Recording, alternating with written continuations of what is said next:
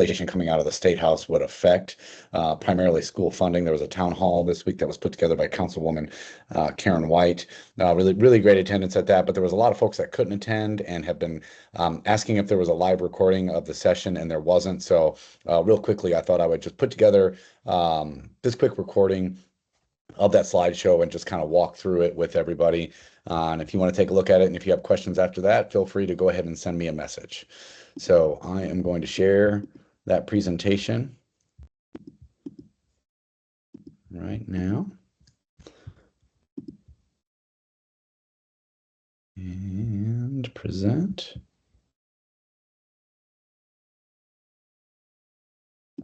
Okay. So we are talking about property taxes and the 2025 legislative session and how those things are connected. And one thing that I like to start with for sure is, this isn't something that you should be ashamed of if you are not familiar with it, or you feel like you should know more about taxes or about things that are going on at the state level or what these things fund. Frankly, this stuff isn't really taught very well in many places. It's not really explained very well in places. So if it's something that you don't understand, don't be afraid to ask, because there's a lot of people like you that just simply don't understand how these things work. Because in the end, I'll be honest with you, they are complicated. I know enough to be dangerous, but even I'm not the expert in all these things. So what we start with here real quick is just talking about how property taxes are calculated. You as a residential homeowner, how is it calculated on what your property taxes are going to be? It's basically two things go into calculating your property taxes. One is your tax rate or your tax levy. You'll hear those two phrases, levy and rate, used interchangeably. They mean the same thing. The second thing is your property's assessed value. Now, recall that that is not the same thing as the market value of your house. The market value of your house is what somebody is willing to pay for it. The assessed value is what the government says that your property is worth. Now, ideally, these two numbers are going to be very close to the same. They're not always. It's not a perfect system, but it's worth differentiating that these are two different things. So really, you just factor the tax rate versus your property's assessed value, and that is what is going to equal your individual property tax or what you actually pay. So keep in mind, the whole idea of all of this is to keep it very simple. It is more nuanced. It can be more complicated. It does play out in real life in different ways, but we're looking at this very high level in just a way that's very easy for most people to understand it. So if you're someone who is very familiar with it and you say, well, actually, that's not correct, it goes this way, the spirit of this is going to be the same. So you take the tax rate and let's pretend it's 50 cents. And if it's 50 cents, that means 50 cents per $100 of assessed value of your house. Okay. And we can take that and turn that into a percentage, which is 0.5%. So 0.5% of your property's assessed value is what you pay in property taxes. So if the assessed value of your house is $100,000, then the property taxes that you owe are $500. You can see we take 0.005 times 100,000, and that's what we get to equal 500. So that's how we calculate what you as a property owner have to pay in property taxes. So then the question is how do you fund government budgets like that? Well, the calculation is basically the same, except instead of one property's assessed value, they look at the total assessed value of an entire area, or the combined assessed value of all the properties in that area. So it's the same calculation, except we're using what's called total AV, total assessed value.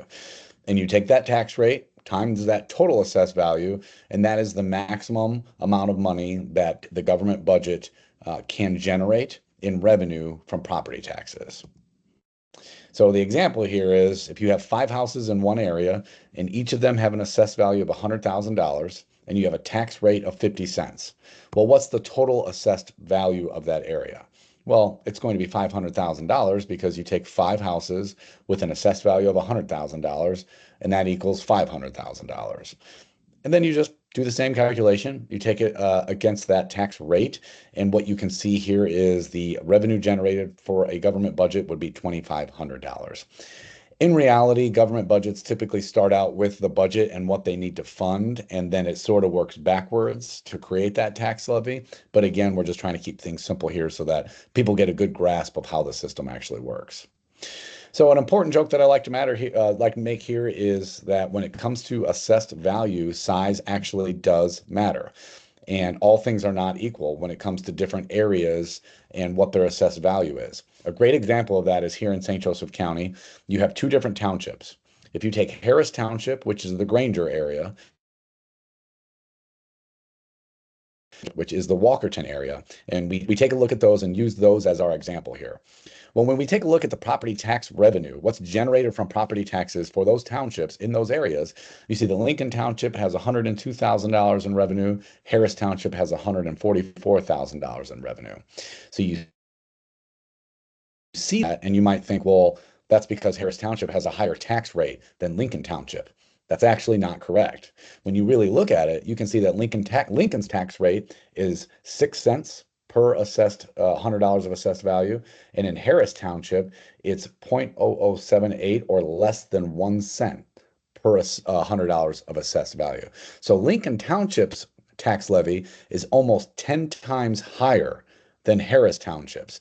Yet Harris Township generates more revenue from their much smaller tax rate. Why is that?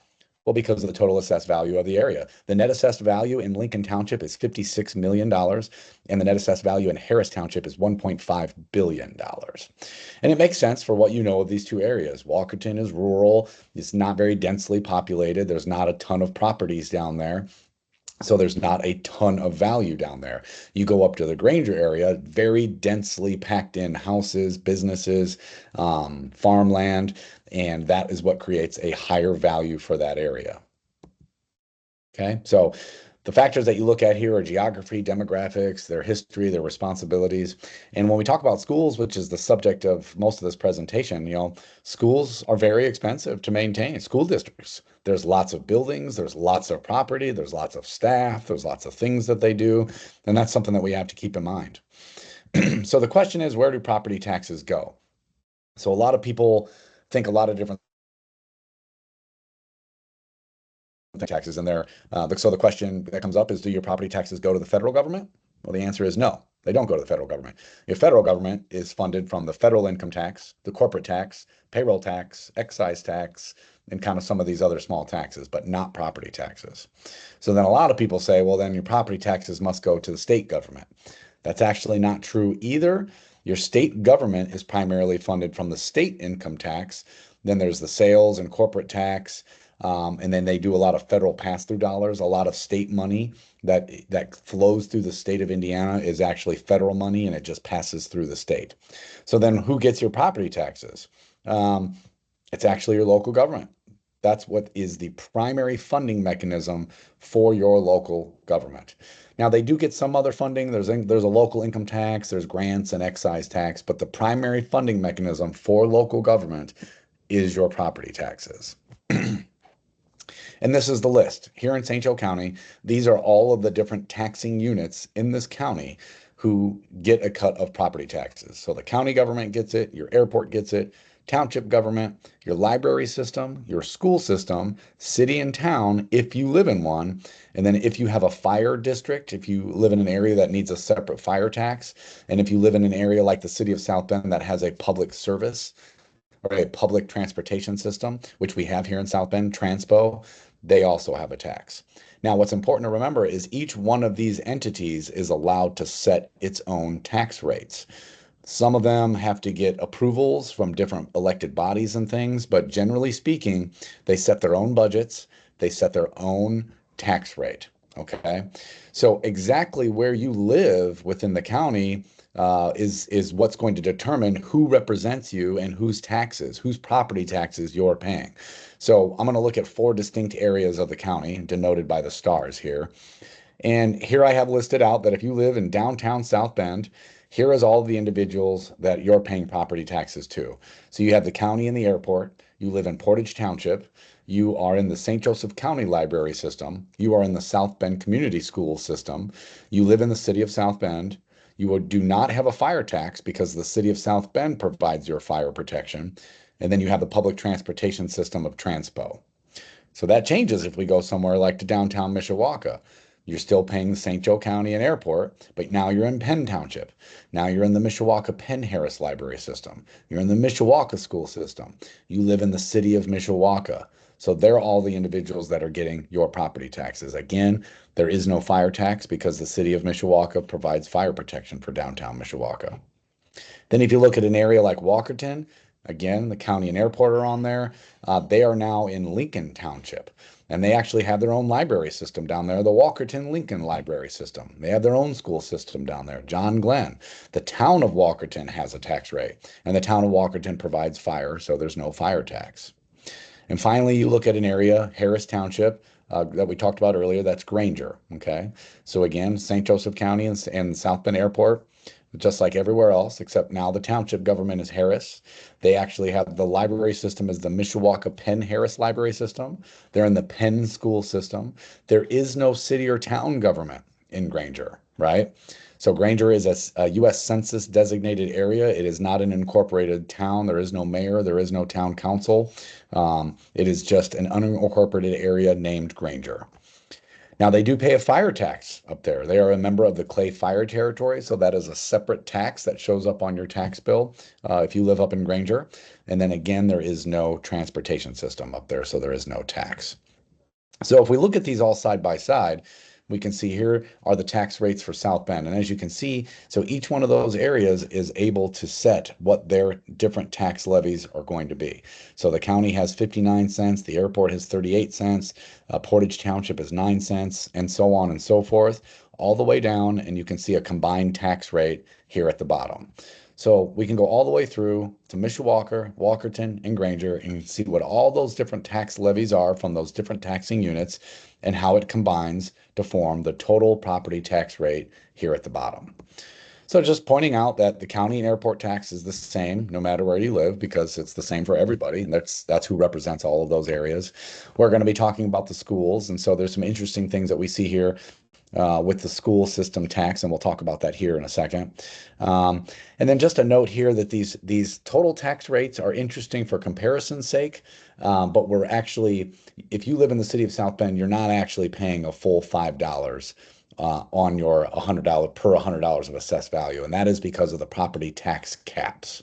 So as a residential homeowner, you cannot pay more than 1% of your house's total assessed value in property taxes. That is codified in the Indiana State Constitution. That happened over 10 years ago that they put that in there. So we're going to ignore what that means for the confines of this discussion. But again, it's just useful for comparison's sake. So you look at South Bend's versus, Granger's, and you think South Bend's is much higher, but South Bend provides a lot of services for residents, that you might not get when you're up in Granger. And that's sort of the choices that you make when you decide where you're going to live. So the city of South Bend has a sewer system and a water system. If you live up in Granger, you don't, typically have that. You're going to be all on your own when it comes to water, all on your own when it comes to sewer. And so there's a lot of nuanced reasons for that. City of South Bend has a park system. Granger, because it's not an incorporated town, it does not have a park system. So there is no tax for Granger for that. Actually, it's covered by Harris Township or St. Joe County if the county were to put parks up there. But that's just why you can see the differences on there. So what gets interesting is if you turn these into percentages. Now, these are percentages of where your tax dollar is going. To simplify things, I'll just get rid of the tax levy amount and we'll just leave the percentages. What you see here in this example for the city of South Bend, for every dollar of your property taxes you pay, 55% of those go to the city of South Bend, 24% of those go to the South Bend school system, 12% of that dollar goes to the county, and so on. And you can see that for each of these areas, right? And what I point out here, because this is what I thought was interesting, if you really look at the school funding here, for the South Bend, 24% of your tax dollars goes to the South Bend schools. In Mishawaka, it's 31% to Mishawaka schools, 26% to John Glenn for Walkerton, and almost half of your tax dollar, your property tax dollar up in Granger, goes to the school system up there. So as you can see, some people might say, well, South Bend has too much of my property taxes are going to South Bend schools. When you really look at this, it's pretty much on par with how other areas are divvying up their property tax dollars. I feel like I've seen a statistic somewhere that says the average in the state of Indiana is 1/3. About 1/3 of your property taxes go to fund your schools. So just to make it look a little bit more interesting, we have some circle graphs, some pie charts that I did here, just illustrating the same point that I made. That, as you can see, from South Bend, Mishawaka, about half or a little more than half of your tax dollar goes to that city or that town. And then, as you can see, a quarter or a third of it goes to the schools, and then it's divided from there. The big difference here when you're looking at Walkerton and Granger is you now see this new big chunk, this big color here of fire or other, and that is because of that fire tax that exists up in Granger. For these other areas, that's all incorporated into their city or town property tax dollars. So that is a separate tax when you live up in Granger, and 13% of your tax dollars goes to fund that fire territory up in Granger. And here you can just kind of see them all side by side. So you can pause and take a look at all this stuff at your leisure. So as of this week, which is the first week of March, the state house, the state legislature has reconvened. They take a break mid-session after they passed the first half of their bills, and then those bills go to the other half of the legislature for review and possibly passage. And there's two bills that we're kind of watching and that people have a lot of eyes on, and one of them is Senate Bill 1. Now, this is the property tax relief bill, and most people would agree, including myself, that property taxes, something needs to be done about this property tax system. These jumps in property taxes are way too high, and there's not a whole lot of transparency or understanding in the process. Now, this bill in its original version would have resulted in an immediate 20% reduction in your property taxes. It would also cap assessed value growth and cap local budget growth. So on one hand, you're like, that's great. As a taxpayer, you're going to pay 21% less in property taxes. But on the other end of that, all of those taxing units, your school, your town, your library system, they would all see a 21%, almost nearly a quarter or about a fifth of their budget would immediately be removed for next year. And for a lot of these taxing units, a lot of these schools, a lot of these local governments, those are huge cuts, and those are big, big numbers. Now, that bill did not pass the Senate. They revised it, and they took that huge cut in reduction. They took that huge reduction in property taxes out of it, and instead they're capping how much local governments can grow their budget here in the short term, and they've added some home buyer credits and additional deductions for seniors and veterans, things like that. So that was passed out of the Senate. It is now being debated in the House.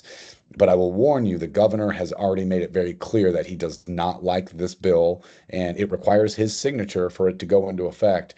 And he has basically said he wants to see changes to it, or he is not going to sign it. So we'll be watching what happens in the State House and see what changes they make to this bill.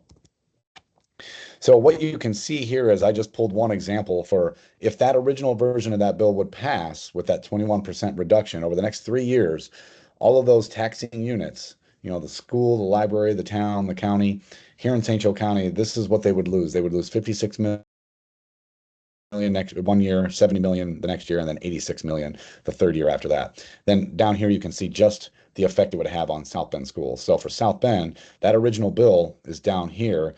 South Bend schools would lose $14 million out of their budget next year, up to 18 million the year after, and about 21 million that third year. And that's out of a $220 million budget. So that is a significant cut. Because of this amended version, the cut is not so steep. Instead, they would lose about 800,000 out of their budget next year. So again, we don't know where this is going to land, but these are just the facts as they stand right now. The second bill that everybody's really keeping an eye on is this school funding bill, and that is Senate Bill 518. And before we talk about that, you really need to understand how traditional schools are funded, traditional public schools. So they're funded in two main ways. We talked about one way, which is property taxes. There's actually a second way that they get additional money, Department of Education. And what happens there is the Department of Education allocates a certain amount of money each year to each school district, and it's dependent on how many students are enrolled in that school system. You've heard this talked about before in the past, because when you hear people talk about that the funding follows the student, that's what they're talking about. That's the voucher school program, where you as a taxpayer can say, I don't want my child to go to this school. I want them to go to this school over here. And that could be a private school, that could be a religious school, or some other kinds of schools. And your tax dollars will then go to that school instead of the one that your child would have actually been assigned to go. It's a controversial thing, but it gets talked about a lot. And actually, charter school students get more than this, and there's a reason why they get more. But right now, the calculation, I believe, is roughly $7,000 per student for South Bend schools. The charter school system around here gets an extra $1,400 per student on top of that. So what would Senate Bill 518 do? Senate Bill 518 would require the property tax revenue, that other funding mechanism, to now be also split between traditional public schools and charter schools. So instead of just them, the money following the child when it comes to that Department of Education funding, they would also be required to have some sort of split in property tax revenue. So this would again be a steep cut to a traditional public schools budget. Now that would include referendum money. So if they went out to the taxpayers and said, we'd like to raise an additional tax so that we can build buildings or fix these buildings up because they're, in disrepair, that would also have to be shared with those charter schools. The details of this are also in flux, so we don't know exactly what this is going to look like. The initial estimate of this bill as written right now is that the traditional public school system will lose about $500 million across the state of Indiana over the next 3 years.